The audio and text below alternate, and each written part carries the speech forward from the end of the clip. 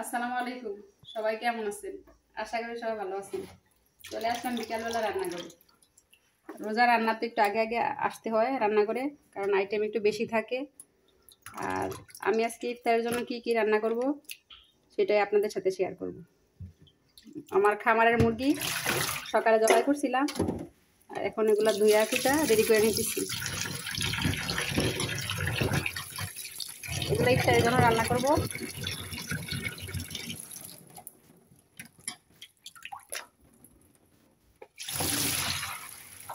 মুরগি ধোয়া শেষ, এটা মাজার একটা বাচ্চা। আর এখানে বিরিয়ানি রান্না করার জন্য চাল ধুইয়া ঝরাই নিছি। এখানে বাটা মশলা, পেঁয়াজ কেটে নিছি, আর তো বড়া বানানোর জন্য আর ডাল বেটে নিছি।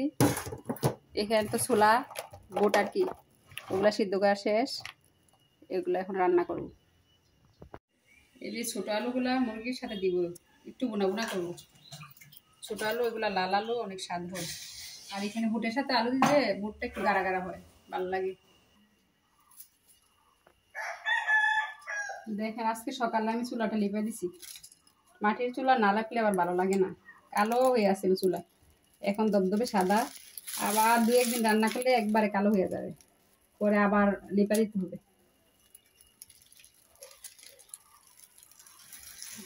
সাদা চুলা রান্না করতে আবার ভালো লাগে।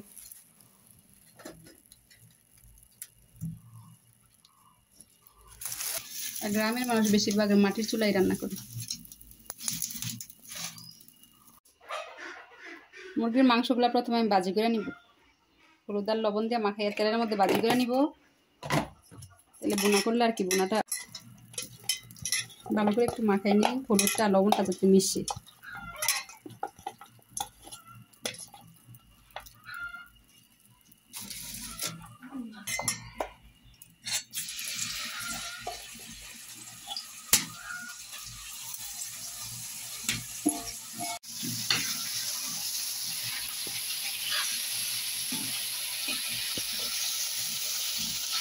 এখন ছোট আলুগুলো ভাজি করে নিব।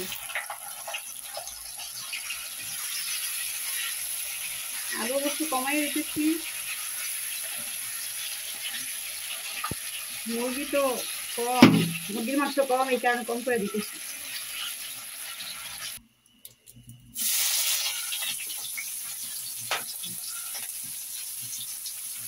পেঁয়াজগুলো আগে ভেজে নিতেছি।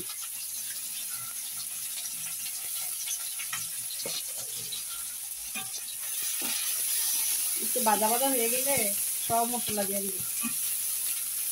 মুরগির মাংস যা যা মশলা লাগে আমি যেমনি করে রান্না করি আর কি। আমার হলুদ মরিচ লবণ মশলা দেওয়া শেষ। আর এখানে জিরার গুঁড়া, জিরার গুঁড়া আবার গুঁড়া করছিলাম ডেকিতে। এই যে এরকম করে গুঁড়া করে রেখে দিই, নষ্ট হয় না, গ্রাম থাকে। আদা রসুন বাটা দিয়ে দিতেছি। এখানে আদা রসুন পেঁয়াজ সব একসাথে বেটে রাখছি, পরিমাণ মতো দিয়ে দিলাম। এখন মশলাটা একটু কষা নিয়ে এলে মুরগি আর আলু একসাথে দিয়ে দিই।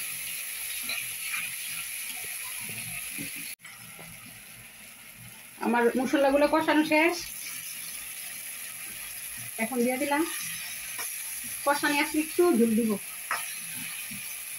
আমার মুরগি রান্না হয়ে যাবে।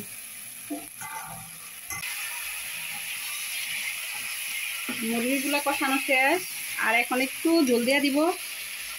আর ঝোল ঝোল না হইলে আবার আমার ছেলে পছন্দ করে না। এই যে ঝোল দিয়ে দিলাম একটু,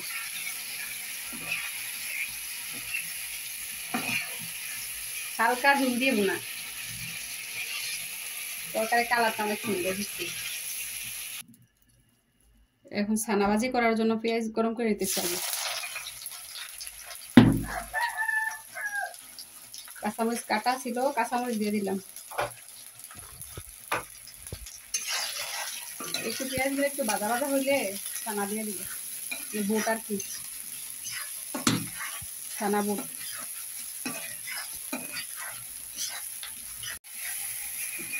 এক এক করে সব মশলা দিয়ে দিচ্ছি। এখন ছানাগুলা দিয়ে দিব। ছানার সাথে একটু আলু দিলে ছানাটা আঠা আঠা হয়, খাইতে মজা লাগে। আসলে কে কেমন করে ভাজি করেন জানি না, কিন্তু আমি এরকম করেই ভাজি করি। ভাজি প্রায় হয়ে গেছে, বুটগুলা ভাজি হয়ে গেছে। এর একটু সসপাতা দিয়ে দিই, তাই গ্রান আসবো। আজকে গরুর মাংস দিয়ে বিরিয়ানি রান্না করব। আর বিরিয়ানি রান্না করার জন্য আগে আমি গরম পানি করে নিছি।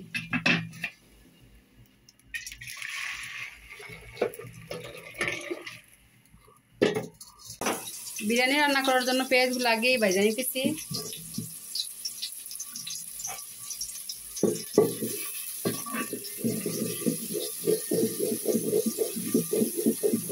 পেঁয়াজগুলো বাদামি কালার হয়ে গেছে, এখন চাল দিয়ে দিতেছি।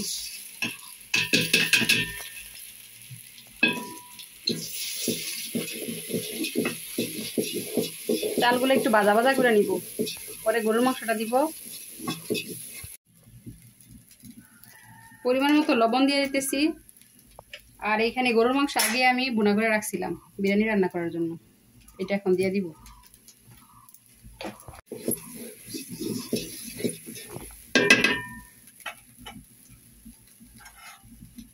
আমার মাংস কষান এটা দিয়ে দিতেছি।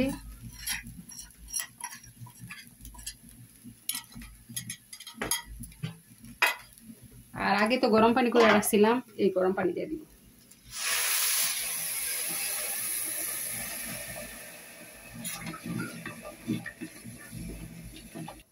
আমার সবকিছু রান্না করা শেষ। মুরগি বোনা আর এখানে হলো ছানা, আর তো গরুর মাংস বিরিয়ানি রান্না করা শেষ। একটু পরে আজান হবে, সবাই ইফতার করব। আর সবাই ভালো থাকবেন, সুস্থ থাকবেন। পরবর্তীতে অন্য কোনো ভিডিও নিয়ে আসবো। আল্লাহ হাফেজ।